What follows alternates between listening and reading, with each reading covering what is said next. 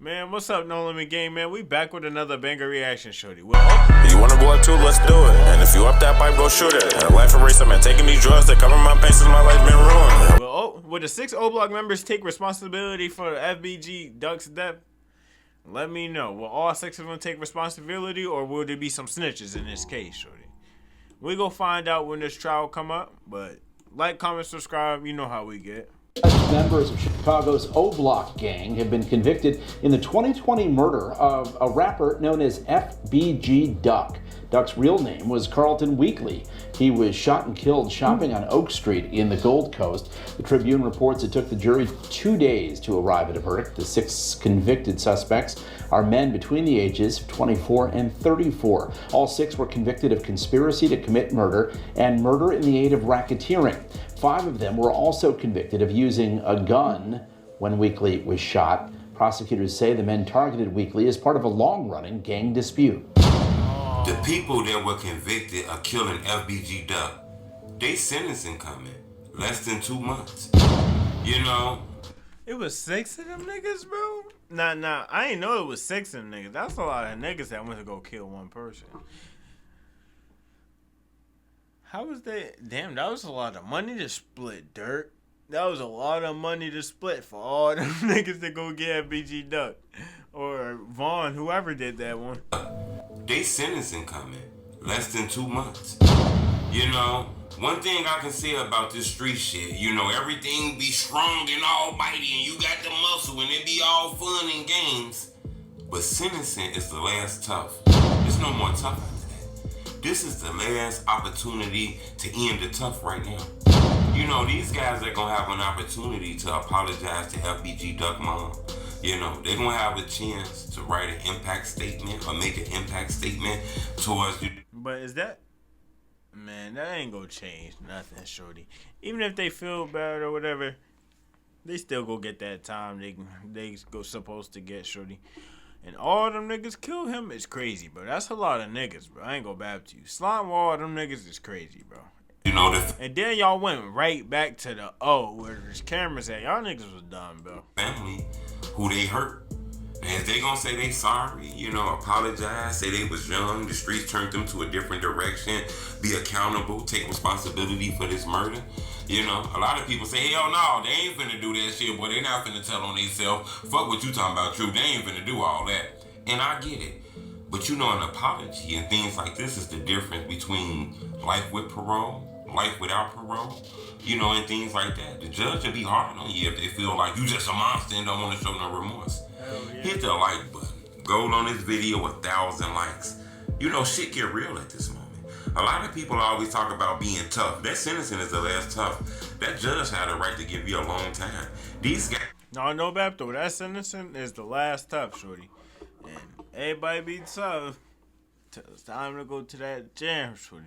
Y'all niggas need to chill out because ain't no money in there, nigga. It's time to get some money, bro. It's 2024. Who want to be sitting in jail? You missing out on everything, bro. Everything changing. You just missing out, bro.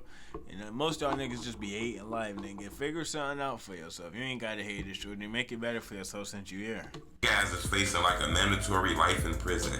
Now, remorse and sorry and shit like that can be the difference of with parole or without parole. Or anything like that, you know. It looks like most of them gonna be sentenced in August, and it's a couple gonna be sentenced in September. All got mourning dates and things like that. You know, all these people are gonna have an opportunity to speak to Duck Mom and apologize and take responsibility and shit like that. Maybe they might have an opportunity to see that parole board in 10, 20 years and shit like that. I'm not saying they gonna do that, but this shit where it get real and it get tricky and shit like that. You're like, hell yeah, but them niggas ain't getting no 20 years, man. They feel like. They might feel like it's a big gang thing they got going on because it always been. A lot of niggas been dying from both sides, so they might try to prove a point and smack these niggas with some years so the young niggas don't do it. But we go figure out and see what these niggas do to them. Life is on the line. You know, Duck Mom is going to have to go to this court several different times, 5, 6 times, to each one of these guys' sentencing. You know, she will have an opportunity to tell these guys exactly how they affected their life. How they affected, you know, Duck kids and Duck sisters and Duck brothers. And, you know, Duck was a son, a father, uncle, a relative, a sibling. You know, he was a breadwinner. You know, they're gonna tell stories of how it was hard when Duck left, and the kids see all these videos about people dissing Duck and all kind of shit like that, and things like that. You know, so the judge is gonna hear that and take all that into consideration when he give out this time, or when she give out. Hell yeah, and hell yeah, been so many songs about Duck, all types of shit, bro. That judge, I feel like since the mom went through all that, bro, and all types of shit, the judge ain't about to let none slide. I ain't go bad to you. And the judge, they be dealing with this so many times, bro. It's starting to get crazy in Chicago, and this 2025 now, so they might really start slapping people with some years. About this time. So, you know, I don't know. A lot of people say, man, ain't nobody finna say sorry, man. Ain't nobody finna do all that. I get it. I totally get it. Totally get it.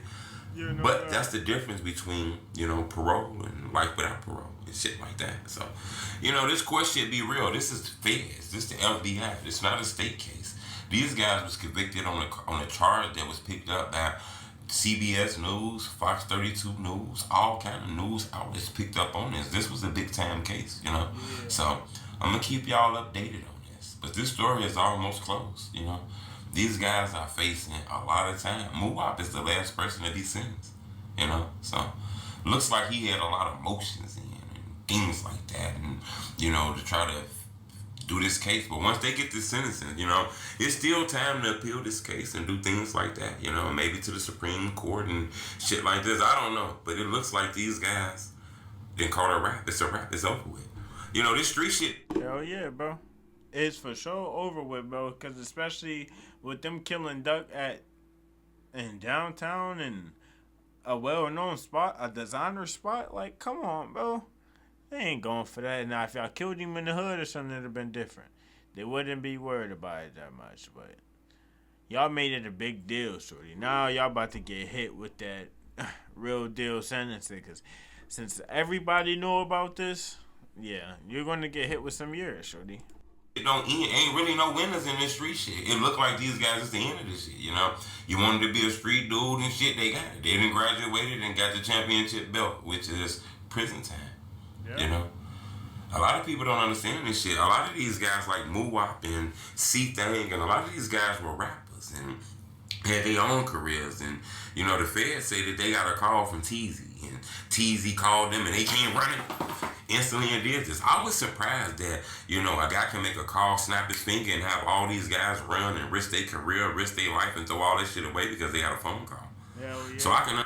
Now, it's a lot of niggas like that. One phone call can get a lot of people going. Like, don't let that go past your head, because a lot of niggas really be out here can really get you going off of one phone call. And people's really out here spinning for them. They don't care about none of that. I understand, you know, why the feds might have thought it was money and shit involved and shit like that, you know? Because if you really think about it kind of feel like these guys were sent off, you know, to do some shit like that downtown and...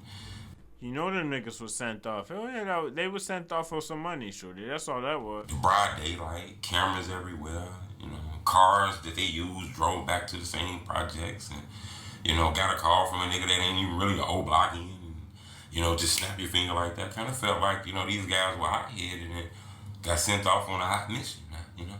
Hell yeah. Teezy, that's the crazy one, though, you know, because... It seemed like a lot of this happened because he was jealous. You know, Duck was slamming his baby mama and he didn't like it, you know. So he felt like he wanted to get revenge, you know. That phone call that he made to O-Block that day changed the trajectory of everybody's life that day. You know what? What the hell? Teezy. That's the crazy one, though, you know, because it seemed like a lot of this happened because he was jealous. You know, Duck was slamming his baby mama and... Oh, hell yeah. He was slamming his baby mom. That nigga was ready to crash out any day for that, Joe. Was that one of Duck Man's? Because in a situation like that, it seemed like that was Duck Man. Duck was crashing his baby mom, and he set him up. Or got him touched on. I don't know. Shit. We go figure it out. He didn't like it, you know, so he felt like he wanted to get revenge, you know. That phone call that he made to O-Block that day changed the trajectory of everybody's life that day. Yeah. You know, including his kids, you know. He got a sibling, a kid that's never gonna see him again and shit like that. His baby mama cooperated with the police against him, you know, and told him that soon Duck died. He sent her, you know, emojis, smiley face emojis.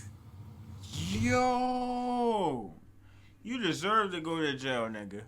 Like, you niggas really deserve to go to jail. Y'all niggas was dumb as hell. Like, y'all niggas be doing these crimes and just be dumb as hell after because you did it. Nigga, go take your shit. Take it up and go shut up about it, nigga. That's why y'all keep getting caught up in everything, because y'all niggas don't know how to shut up about what you do. Y'all niggas really be dumb as hell, bro. Like, that shit was cool, you know. But I'm gonna keep y'all updated on this, man. But it look like the old Block 6 got their new sentencing date. And they gonna receive their fate in a couple months. When I go home and tell my grandkids that their father, justice has been served, that's gonna be a big burden lifted off my shoulders. The Tribune reports a murder in the aid of racketeering charge carries the possibility of a life sentence. Sentencing hearings for the man are set. Hell yeah, bro. Possibility life sentence, bro. They is not about to play with these niggas, bro. Like, comment, subscribe. RP FBG Duck, man. We up out of here.